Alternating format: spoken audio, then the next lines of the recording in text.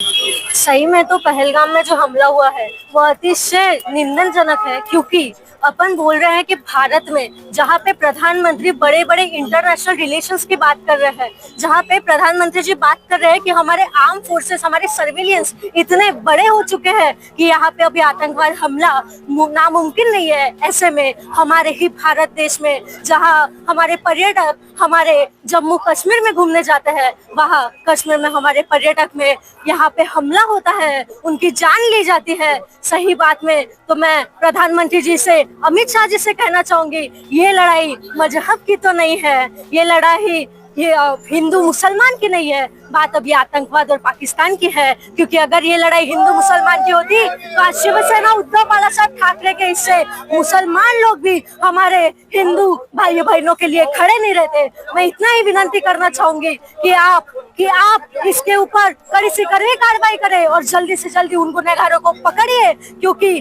पुलवामा जैसा हम ये फिर से नहीं होने देंगे। जय हिंद, जय भारत।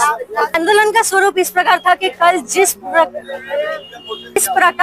प्रकार हमला हुआ हमारे हिंदू भाई बहनों पे, तो हम चूड़ियां, हम हमारे प्रधानमंत्री नरेंद्र जी मोदी, नरेंद्र जी दामोदर दास मोदी और अमित जी शाह इनको चूड़ियां दे रहे हैं कि बांगड्या घाला आणि घरात बसा, चूड़ियां पहनो और घर में बैठो, तुमसे देश की सुरक्षा नहीं होने। विनय विट्ठलवार, शिवसेना युवा सेना विभागीय सचिव, नागपुर। में जिस प्रकार का निशंक हत्या हुई है हमारे पर्यटकों की, भारतीयों की, ये भारत माता के हृदय पर आघात है।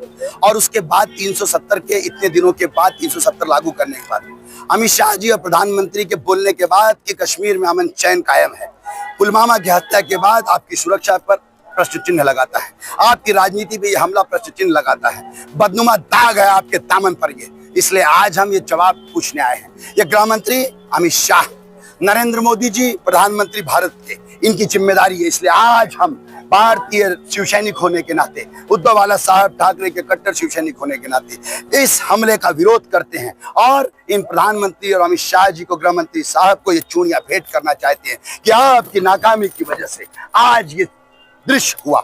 आज आतंकवादियों ने हिम्मत किया, आप इस राजकारण से बाहर आओ। ये क्यों? क्योंकि 365 दिन ये सत्ता को तोड़ने और चोड़ने में रहते हैं। इनको सत्ता की लालच है, देश की सुरक्षा की परवाह नहीं है और निशंक हत्या हो रही है भारतीयों के सम्मान में, शिव सैनिक मैदान में, और पाकिस्तान मुर्दाबाद बोलने के लिए आपको चूड़ियां भेंट करने के लिए।